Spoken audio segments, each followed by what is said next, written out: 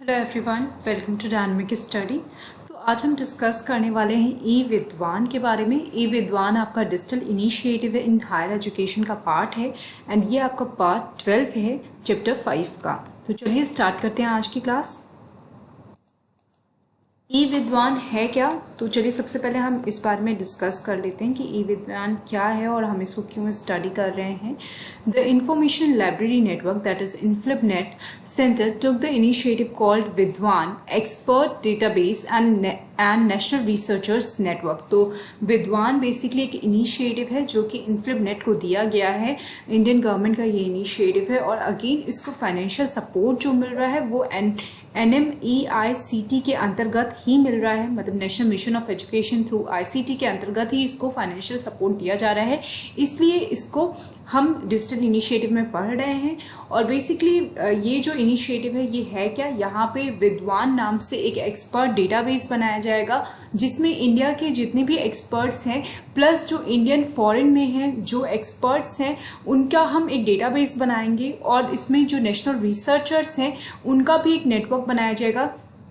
और इसलिए जो सारी इन्फॉर्मेशन होगी, जो एक्सपर्ट्स हैं उनके नेम, वो कहाँ पे हैं और वो कौन सी चीज़ पे काम कर रहे हैं, या जो रिसर्चर हैं वो कहाँ पे हैं, कौन से इंस्टीट्यूशन से वो एसोसिएट करते हैं, या कौन से जो कंपनी है डिपार्टमेंट है उससे वो एसोसिएट करते हैं, कौन सा उनका वर्क है, ये सारी चीज़ें यहाँ पे मतलब कवर रहेंगी।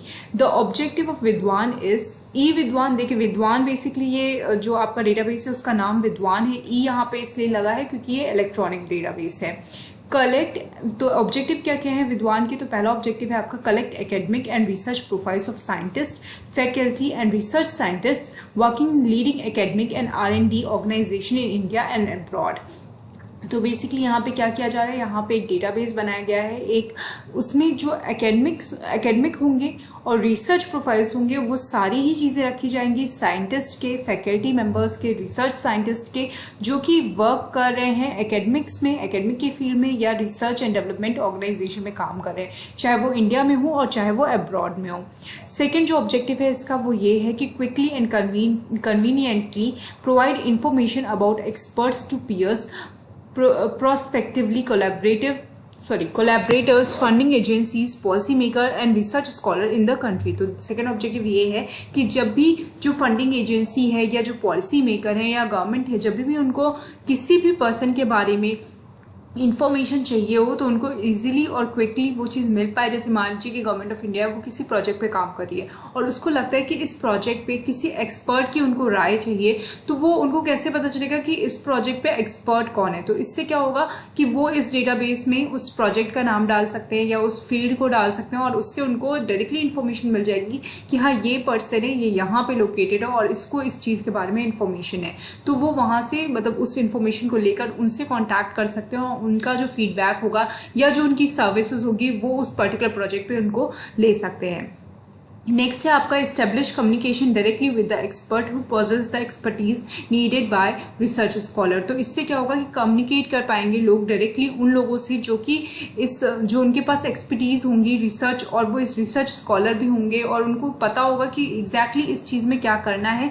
तो बेसिकली एक्सपर्टीज़ के लिए जो हमारी कंट्री में बहुत सारे ऐसे लोग हैं जो अपने अपने फील्ड में बहुत ज़्यादा अच्छा परफॉर्म कर रहे हैं, बट अभी जो हमारी गवर्नमेंट ऑफ इंडिया है उसको यूटिलाइज नहीं कर पा रही है। मतलब वो जो हमारे जो, जैसे आप फॉर एन एग्जांपल देख लीजिए सुंदर पिचाई, तो सुंदर पिचाई ऑफ कोर्स गूगल के CEO हैं, बट गवर्नमेंट ऑफ इंडिया उनसे कितनी हेल्प ले पाएगी या उनकी जो स्किल है या उनकी जो एक्सपर्टीज है उसको कितना वो यूटिलाइज कर सकती है। तो अगर गवर्नमेंट ऑफ इंडिया को पता हो ये चीज़, this is just an example, तो उससे क्या होगा वो डायरेक्टली जाके उनसे कॉन्टैक्ट करेंगे कि सर हम ये प्रोजेक्ट कर रहे हो, हमको यहाँ पे आपकी एक्सपर्टीज की ज़रूरत है। तो इस तरीके से वो पर्सन वहाँ पे उनको हेल्प कर सकता है। फोर्थ पॉइंट है आपका identify peer reviewers for review of article and research proposal. इससे ये एक बेनिफिट ये भी मिलेगा कि जितने भी जैसे रिव्यू, आप कोई भी आर्टिकल लिखते हो या फिर आप कोई रिसर्च लिखते हो और आप चाहते हो कि आपकी रिसर्च को वो लोग रिव्यू करें जो कि ऑलरेडी इस फील्ड में पढ़ रहे हैं या ऑलरेडी उन्होंने बहुत ज़्यादा वर्क किया है इस फील्ड में, तो उनसे जो पीयर रिव्यूअर हैं जो आप ही के फील्ड के लोग हैं उनसे आपको रिव्यू मिल पाएगा। फिफ्थ पॉइंट जो है आपका वो है create information exchanges and networking opportunities among scientist. इससे एक बेनिफिट ये भी है कि जो इन्फॉर्मेशन एक्सचेंज है, जो डिफरेंट साइंटिस्ट हैं, जैसे मान लीजिए कि आप एक साइंटिस्ट हैं, आपने फिजिक्स के फील्ड में बहुत ज़्यादा इन्फॉर्मेशन आपको है और आप मतलब उसमें साइंटिस्ट हैं, और आप किसी एक पर्टिकुलर फील्ड में बायोलॉजी और फिजिक्स का कॉम्बिनेशन देखना चाहते हैं, तो बायोलॉजी के साइंटिस्ट के पास आपको जाना है या उनसे आपको इन्फॉर्मेशन चाहिए, तो यहाँ से क्या होगा कि यहाँ से आप डायरेक्टली उनको कांटेक्ट कर सकते हैं और उनसे बात कर सकते हैं, उनसे इन्फॉर्मेशन ले सकते हैं। तो इससे नेटवर्किंग अपॉर्चुनिटीज़, जो साइंटिस्ट हैं उनके बीच में नेटवर्किंग अपॉर्चुनिटीज़ बढ़ेगी। नेक्स्ट है आपका the database can be used for selection of panels of expert for various committees and task forces establish by the ministries and government.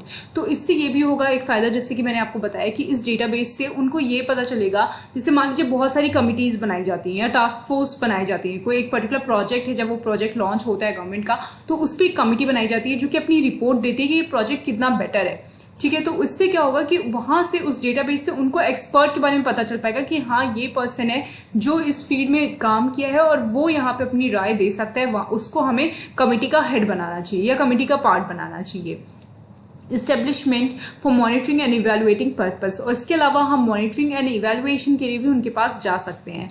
Further the availability of single point expert database will help the policy makers and funding agencies in decision making and policy intervention. तो इसके अलावा जो ये single point expert database है उससे ये भी फ़ायदा मिलेगा कि हम जो फंडिंग एजेंसीज हैं या जो पॉलिसी मेकर है वो डायरेक्टली उनसे डिसीजन मेकिंग में हेल्प ले सकते हैं, या अगर पॉलिसी में कोई इंटरवेंशन लेना है या कोई चेंज करना है तो उस सारी फील्ड में उनसे हेल्प ले सकते हैं।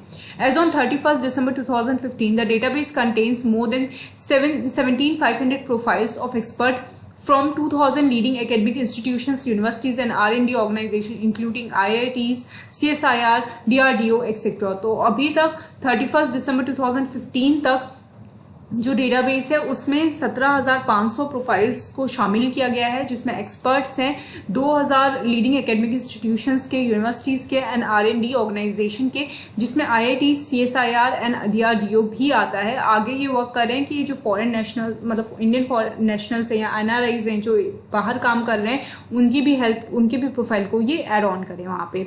तो ये आपका डिटेल है about this project. I hope आपको समझ में आ गया होगा कि ई-विद्वान क्या है। अगर कोई भी क्वेरी है तो आप मुझसे पूछ सकते हैं। Thank you so much, keep on watching and keep on learning.